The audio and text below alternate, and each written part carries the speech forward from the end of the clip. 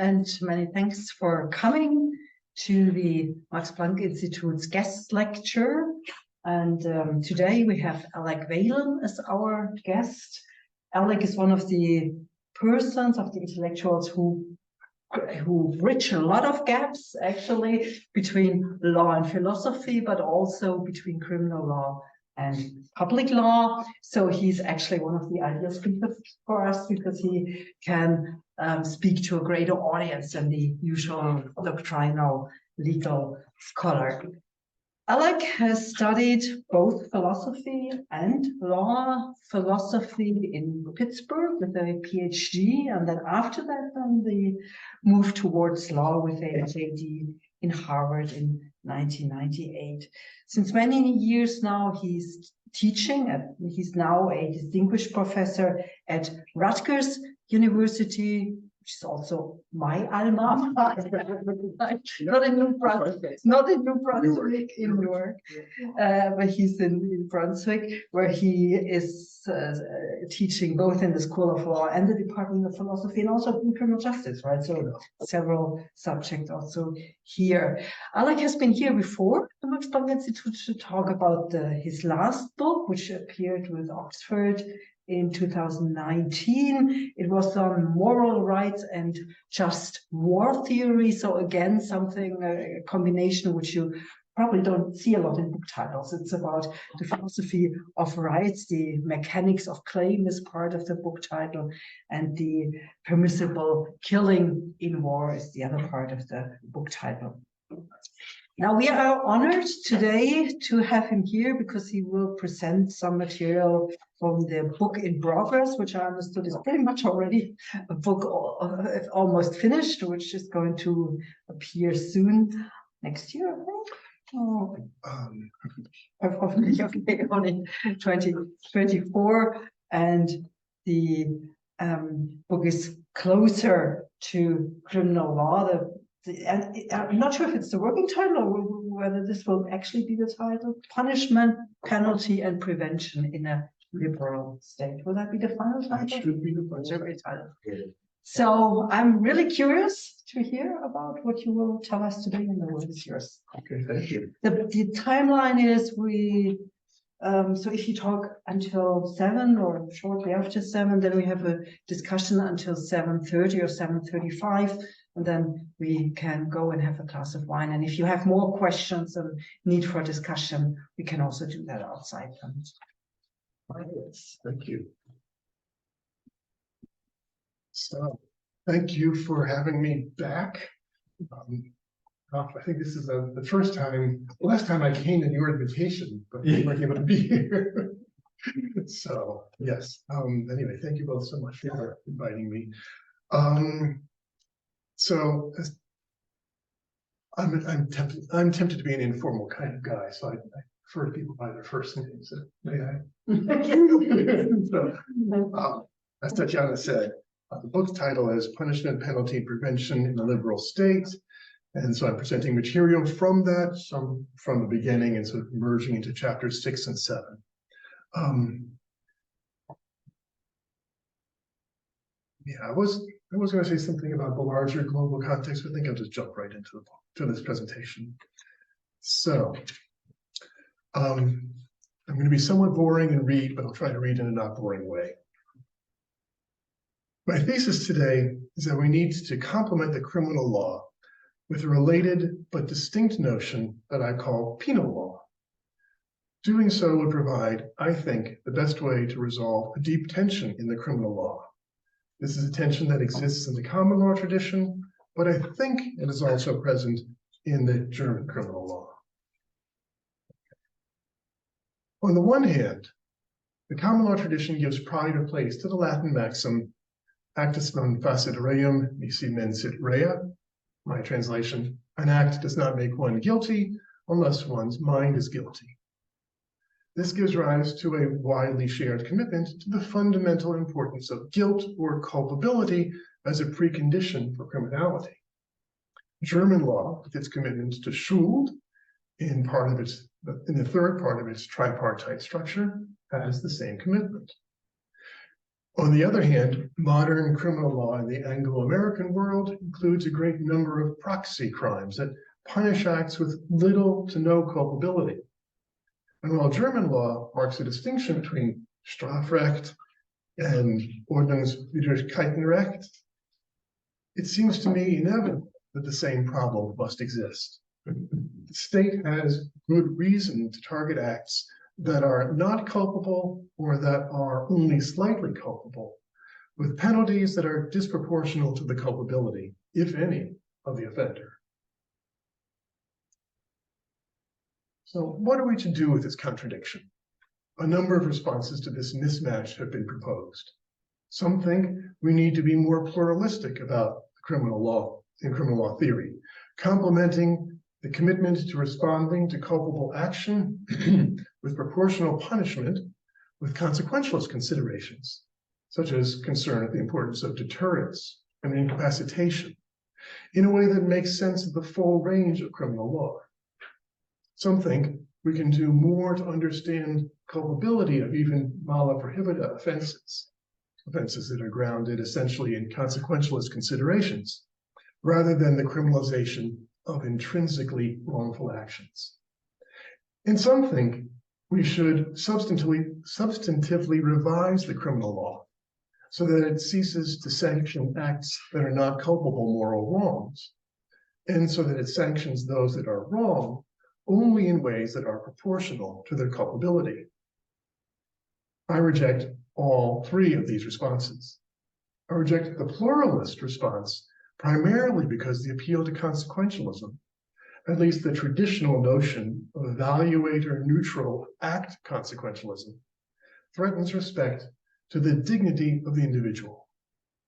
I reject the expansive approach, which seeks to show how broadly the notion of culpable wrongdoing sweeps, because it fails to cover all acts that the state might reasonably want to respond to with sanctions, and because it fails to capture the commitment to providing only a proportional response.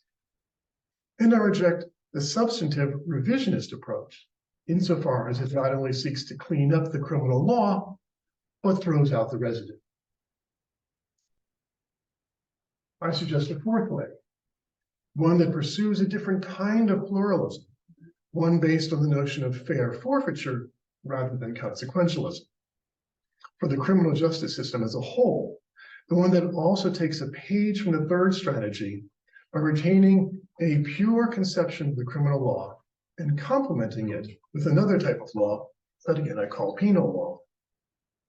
The pluralism in this approach is different from complementing retributivism with consequentialism in two important ways.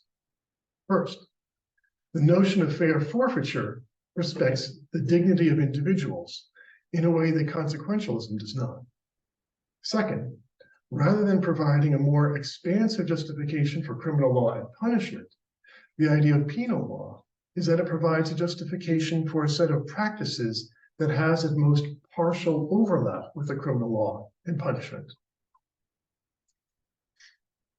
The practices of the penal law resemble those of criminal law insofar as they involve the infliction of hard treatment that aims to deter lawbreaking.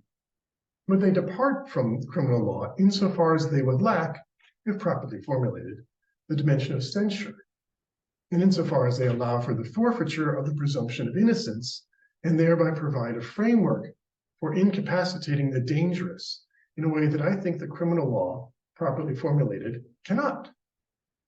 The penal law thus picks up the residue that a pure conception of criminal law, standing alone, excludes. The resulting picture is of a criminal justice system that operates with two independent justifications, retributivism and fair forfeiture, that can be harmonized to provide a set of practices that respect human dignity as consequentialism does not, and that fits the law reasonably well, though retaining some revisionist force. I proceed now to give a two-step argument, a more detailed account of why it is necessary to carve out a distinct notion of penal law. This argument targets the second option, the one that my solution does not build on. The first step in the argument focuses on Anthony Duff's defense of the wrongness constraint in criminal law. The wrongness constraint, narrowly interpreted, holds that the state must be able to prove that an act is a public wrong before the state can justly punish someone for committing it. I will argue that there are cases that show that we have reason to accept the appropriateness of penalties, even when the state cannot establish wrongness. The second step focuses on the problem of proportionality. The proportionality constraint holds that punishment must be proportional to the culpability of the acts. I will argue that the criminal law also cannot meet this constraint, but the penal law, which uses a distinct conception of proportionality, can. So in this part of my presentation, I proceed by examining a case in which the state seems to have morally sufficient reason to punish someone for doing what she has morally sufficient reason to do. This case challenges the thesis, as Duff puts it, quote, that it is permissible to criminalize some conduct only if that conduct is wrong independently of its being criminalized, end quote. I'll focus my discussion on a case involving possession of a gun without a license. The reason to regulate gun usage is straightforward. Many use guns to commit horrible wrongs to others. If they did not have access to guns, they would find it harder to wrong others. But a simple ban may sweep too broadly, as some have legitimate interests in owning guns and are perfectly capable of doing so without putting anyone at excessive risk of unjust harm. Regulations that might prevent guns from falling into the wrong hands would, however, sometimes prevent them from falling into the hands of those with a legitimate interest in gun ownership. Any approach that avoids going to an unbalanced extreme is bound to be both over and under inclusive. If the state wants to have meaningful gun regulations that allow some to have guns but not others, then it wants to enforce them with criminal punishment for their violation, then it'll have to accept that it will sometimes punish people who are, all things considered, morally justified in having a gun. For illustration, consider Patty, who has a violent felony record and has lost her legal right to own a gun. Suppose Patty lives in the countryside, far from police, but she has recently started to receive death threats. She faces the choice of abandoning her home and going into hiding, or keeping a gun for self-defense. Suppose the option of going into hiding is very costly. Then it seems to follow that she has a moral justification for having a gun. But suppose she cannot convince a prosecutor or judge of the seriousness of the threats she faces. In that case, the law, given what the prosecutor and judge have reason to believe, might rightfully confront her with the choice of going into hiding at great cost to her, being killed, or running the risk of being prosecuted for and convicted of a gun crime. So here's Anthony Duff's primary response to this. His primary response is to challenge that the state will inevitably punish some who do no wrong in cases like Patty's. The argument is they have a duty to avoid imposing a, quote, risk of the substantive mischief against which the regulations in question are aimed. And that they also have a secondary duty, quote, to provide the assurance of their trustworthiness that their fellow citizens are entitled to require. I'll explain using Patty's case. Suppose the gun regulations in place are well suited to their protective aim. Even if there are people who have a legitimate reason to own a gun, they should recognize that their fellow citizens need, quote, a way of reliably distinguishing them from those who should not be allowed to own guns, end quote. The purpose of gun regulations then is, quote, not just to exclude from gun ownership those whom have reason not to trust as gun owners, but also to specify the formal methods by which we can assure each other that those who own guns can be trusted to do so safely, end quote. Even if someone should be trusted to own a gun, She should also recognize the legitimacy of a regulation that demands that she establish that fact to others.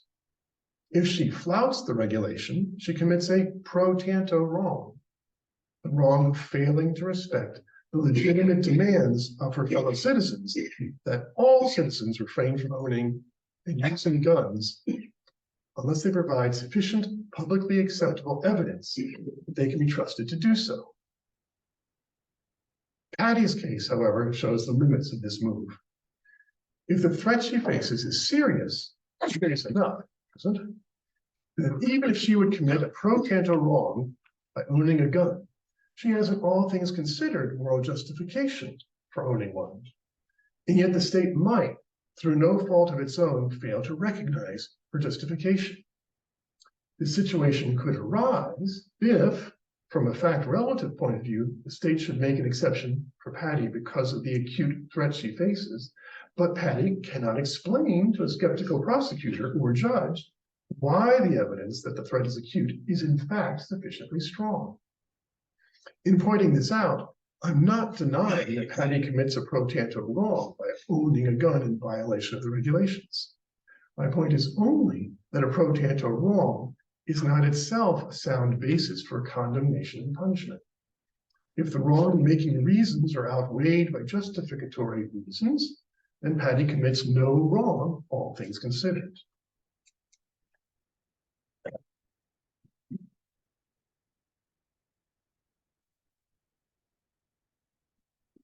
To complement his argument in favor of a duty to obey reasonable regulations, Duff appeals to the de minimis principle. I'm sorry, did this slide set up the last when I was talking? Okay, good. I wasn't sure if it I hit the button twice and it wasn't doing that. Okay, sorry that again. So Duff appeals to the de minimis principle.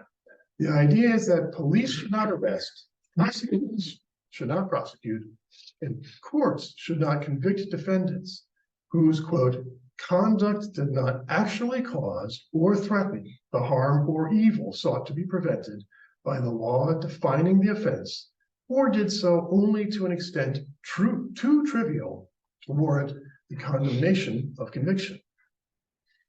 This principle helps fine-tune laws that might otherwise be overbroad. Unfortunately, it won't help in Patty's case. The reason is that it does not address the underlying problem, which is that people have different epistemic perspectives on the world. Even if a prosecutor is sensitive to the reasons why Patty might need to have a gun, she might not believe that Patty's telling the truth.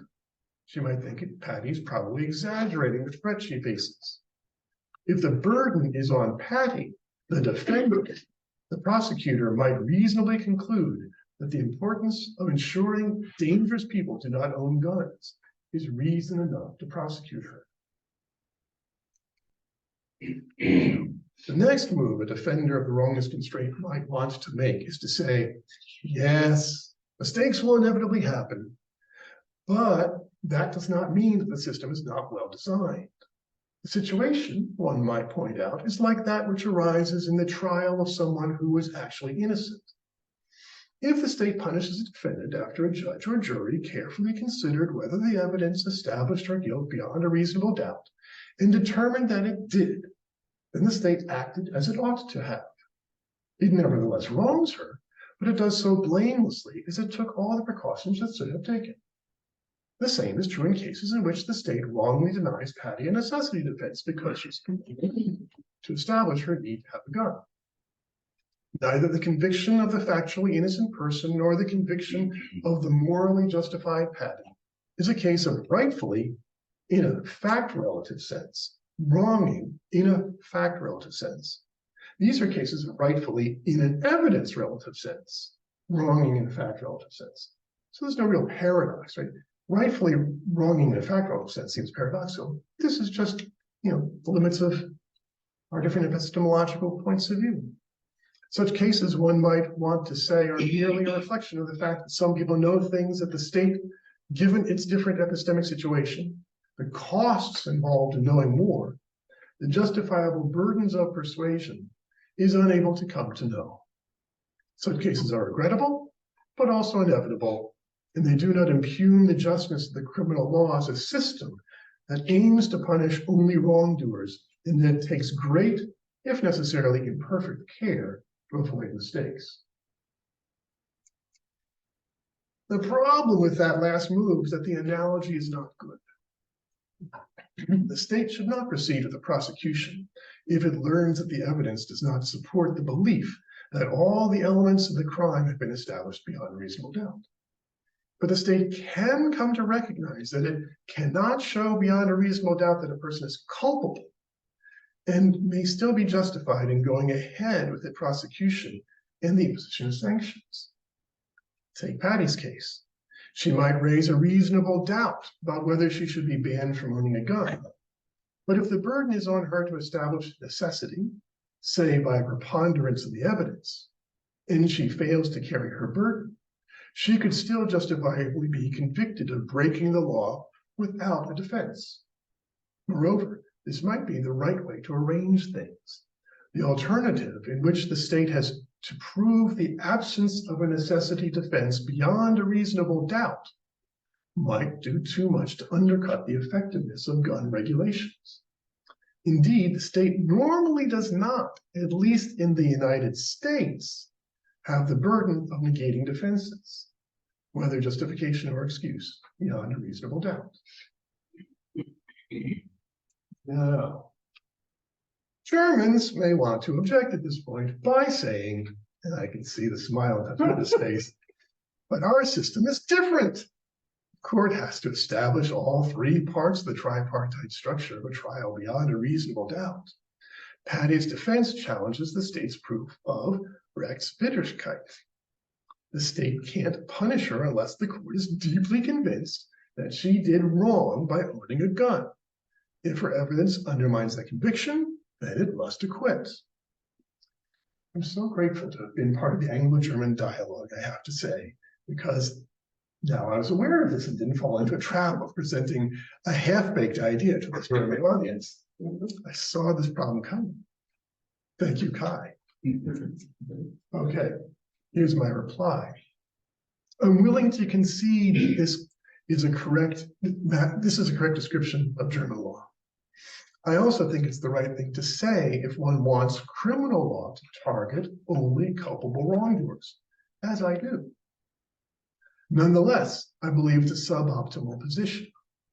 I say that because I think the state might be justified, all things considered, in imposing sanctions on Patty, even though it is certain only that she violated the law and not that she did so culpably.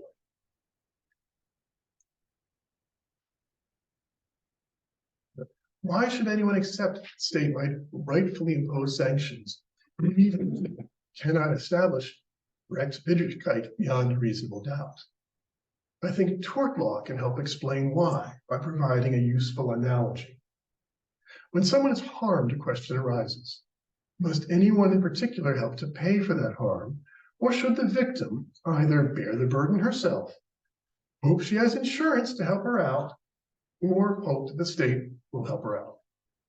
Ultimately, it's a distributive question, and tort law says that in certain circumstances, the defendant who caused the harm should be responsible for helping the victim by paying damages to her that cover some or all of the costs of the harm. This can be true even if the defendant did not behave culpably or even wrongly. She may simply made a choice which imposed costs on others that, in fairness, the defendant should at least partially bear.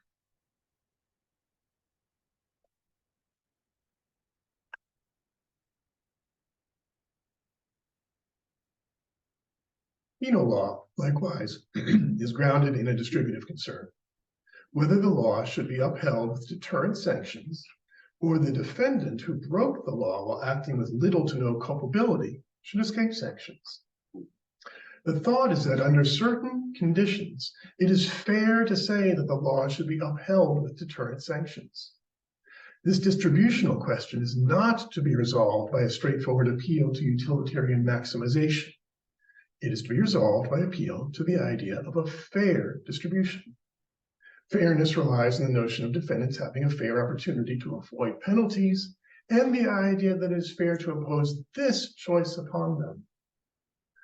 Those conditions imply that if defendants do certain things that are at least pro tanto wrong to do, and they fail to establish any defenses, then they may be sanctioned for the sake of upholding the law. That is, they may fairly be held to have forfeited their right not to suffer certain penalties. I'm not suggesting that the state should feel free to penalize Patty if she can establish a necessity defense. My argument is that the state could well be justified, all things considered, in putting the burden on Patty or others in her position to establish by a preponderance of the evidence that she has a necessity defense. If she makes her case well enough to undermine the court's conviction that she acted culpably, then it should not punish her. It should not treat her as though her culpability has been established. But laws aiming at preventing unnecessary violence are important to enforce. And Patty, with her history of having committed a violent felony, may fairly be held to be the one to carry the burden of enforcing such a law if she cannot establish by a preponderance of the evidence a necessity defense. I'm going to switch to the problem of proportionality. So I think the prior argument with regard to the wrongness constraint is fairly strong, at least if one accepts the intuition that the criminal justice system may justifiably put the burden of establishing certain defenses on the defendant, and that it may do so in such a way as to allow the defendant to fail even if she undermines the judge's or jury's conviction that her culpability has been established beyond a reasonable doubt. I am not saying that all states must or even should adopt such a system. If jury doesn't have one, stay as you are.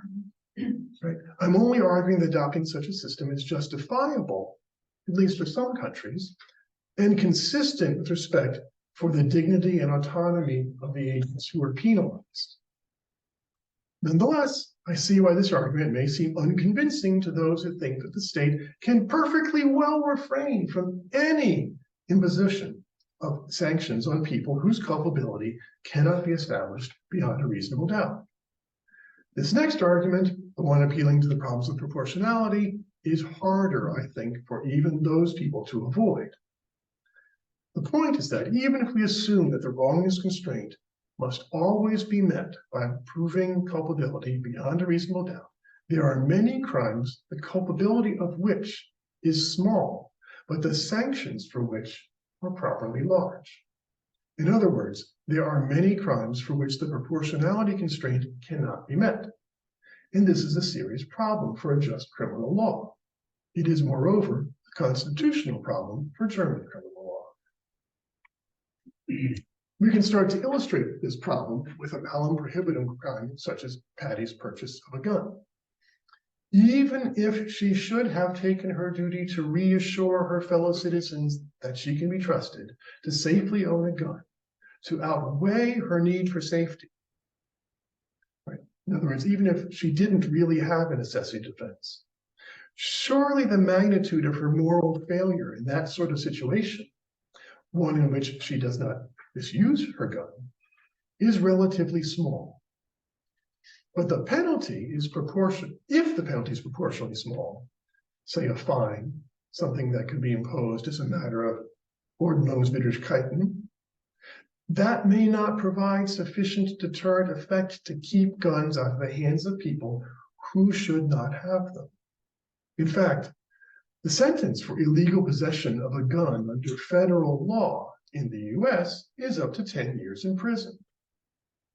Admittedly, it's rare to prosecute people for illegal possession of a gun if they don't have a criminal record or do not use the gun in the commission of a crime. But Patty's case involves someone who does have a criminal record, so it would not be particularly unusual to prosecute someone like her for this sort of offense. If we assume that this is reasonable to achieve the level of deterrence needed, then the law runs into the proportionality constraint. Lest one think this is the kind of case that only arises in the gun-happy land called the United States. Consider this classic public welfare case, US v. Walen from 1922. The defendants in that case were charged with selling derivatives of opium and cocoa leaves without a form required by the Narcotics Act of 1914. Now, I raise this case not to endorse the court's holding that strict liability in such cases makes sense. I think it does not make sense. I raise the case as a modern case of pure malum prohibitum. The moral reason in favor of respecting the law is at most the sort of weak reason that Duff mentions, that of failing to reassure their fellow citizens that they were properly qualified to sell narcotics. Yet Congress found, and the court concurred, that a mere administrative fine would not suffice to control the trade in narcotics. The penalty was set at up to 5 years in prison. I assume that sort of penalty was deemed necessary to provide a meaningful deterrent to breaking this sort of law. I assume, moreover, that similar cases exist in Germany, and that they show that both countries face the same problem respecting the proportionality principle. If I'm wrong about that second assumption, I'd like to learn that fact. Is this the same slide or is it forward one? Same slide? No, Forward, okay. The essential feature of cases like these, in which the moral wrong done by the defendant is at best small, is that the legislature has determined that effective protection of the population from a wrongful behavior requires the criminalization of proxy offenses. The real harm in Kaida's case is that people get unjustly shot. The real harm in Walen is that narcotics flow too freely, leading people to consume them to their detriment. But prosecuting only the acts that lead fairly directly to the harm that is sought to be avoided will often provide too little protection against such harms. It's preferable to prevent harms rather than limiting law enforcement to prosecuting people after harms have befallen their victims. To require agents to stay further away from the ultimate harms, the law has to ban activities that may be innocuous in themselves. Such bans are justifiable, but the failure to respect them is not always a serious wrong. They are, after all, mere proxy crimes. Their inherent culpability is normally low, but the need to penalize them seriously to keep people from performing them is nonetheless often high. Hence the problem with the proportionality principle. So, how does the penal law help? The question I want to address now is, how can the penal law help with this proportionality problem? We need to know what would make it permissible to impose sanctions more severe than whatever would be a proportional punishment for a proxy offense. To see how relatively severe penal sanctions could be consistent with respect to proportionality in the criminal law and the fairness of the criminal justice system as a whole, we need to establish three things. First, that justification is separate for the two different areas. Second, that penalties have a proportionality system of their own. And third, that the sanctions do not undermine the significance of proportionality in the criminal law within the greater criminal justice system. The basic idea behind the first point is that penalties are based on fair forfeiture, not desert. As long as the state is clear that these are not the same thing, it should be able to avoid the implication that the proportional limits on punishment are just a paper barrier, overridden whenever it's inconvenient to respect them. Punishment which involves censure should remain a distinct system.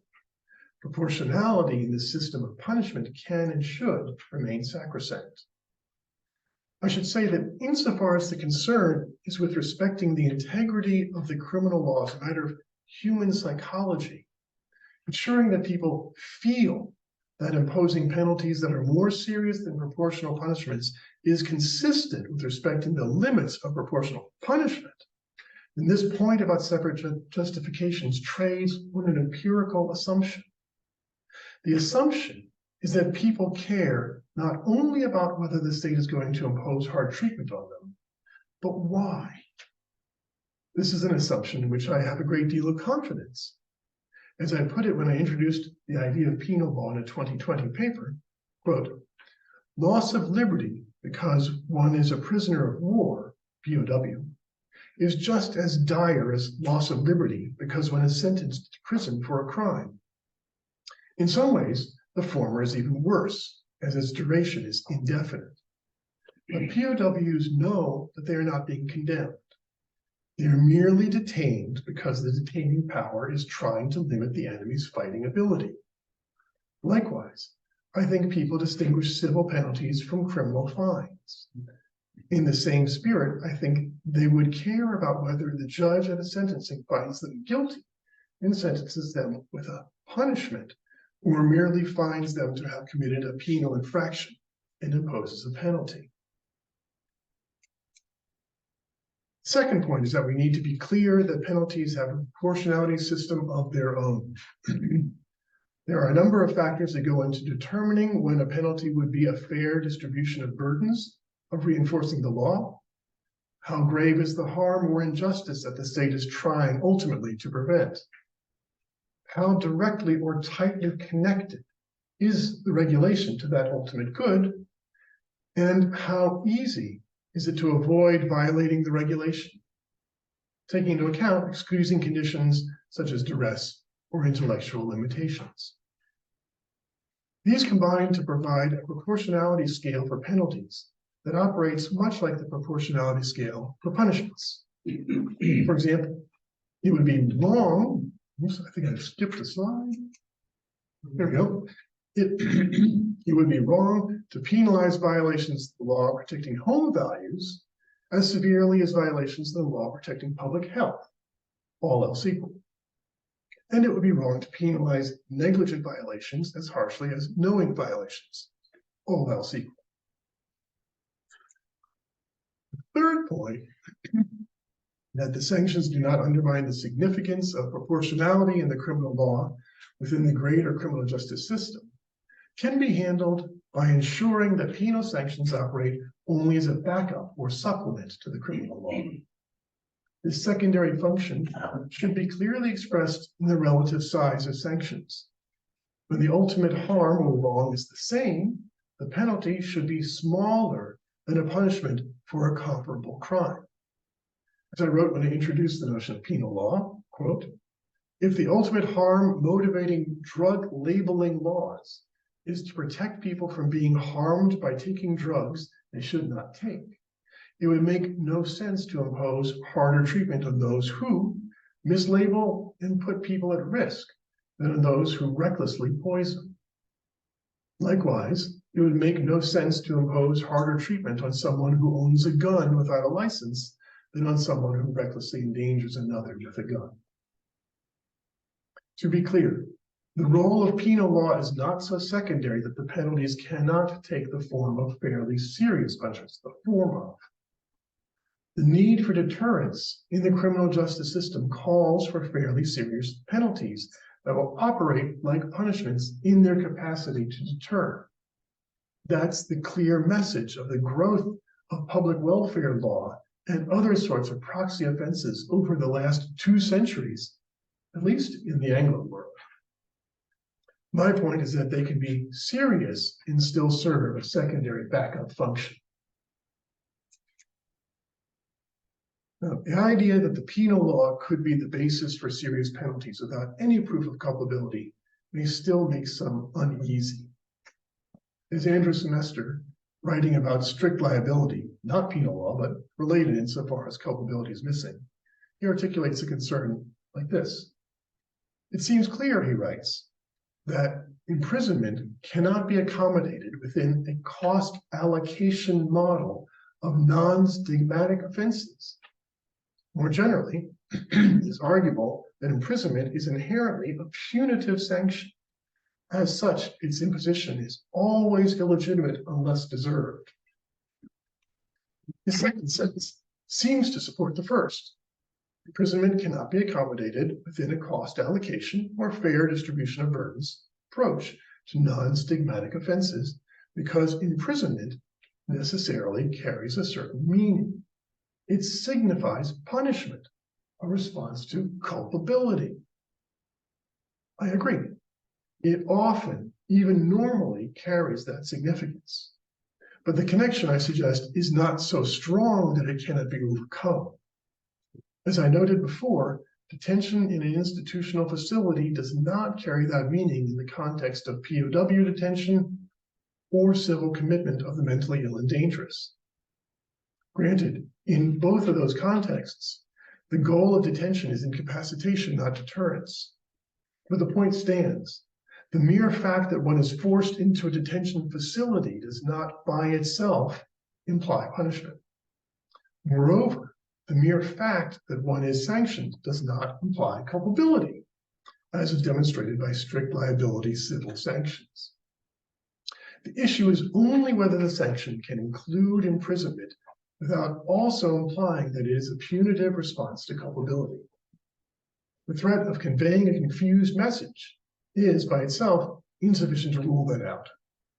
At best, it calls for having a separate detention facilities and perhaps using different names: penitentiaries for punishment, penal detention centers for penal imprisonment. But there may be two other reasons why Semester thinks it's clear that imprisonment cannot be used for non-culpable violations. First, he makes the claim in the context of discussing parking offenses. But of course it would be disproportionate to imprison people for parking offenses. The harm of unfairly taking up parking that should be available to others is too trivial for that sort of penalty. But the harms that might result from, for example, violating public health regulations are not trivial. The burdens on others that may result from the violation of these regulations call for serious deterrence, and the threat of imprisonment may be proportional. Other possible reasons Semester might think it's clear that imprisonment cannot be used for penal violations is that he is, after all, talking about strict liability. But strict liability should not be confused with penal law. Strict liability is unfair. It does not provide people a fair opportunity to avoid a sanction as penalty as serious as imprisonment.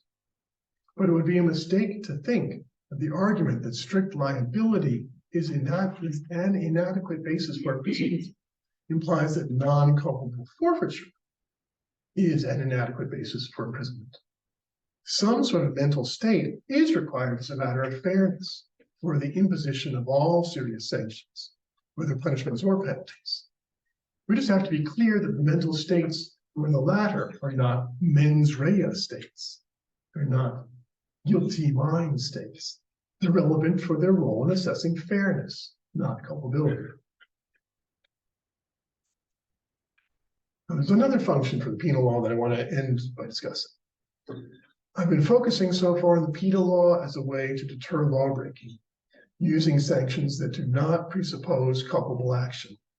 But there's another gap in the criminal law that I'm happy to talk about in the Q&A that I think it also handles. The gap concerns the importance of incapacitation. The argument here in a nutshell is that the criminal wrongdoer owes a debt to society that he can pay by owning his guilt and by submitting to a deterrent regime that helps to protect society quite generally. This is a conception of the criminal law that aims to reconcile the wrongdoer in society. The idea of incapacitation is antithetical to that model. The former wrongdoer who repents and who is a sane moral agent who can control what he does should not think of himself as someone who has to be incapacitated. That treats him like a wild beast, not a responsible agent.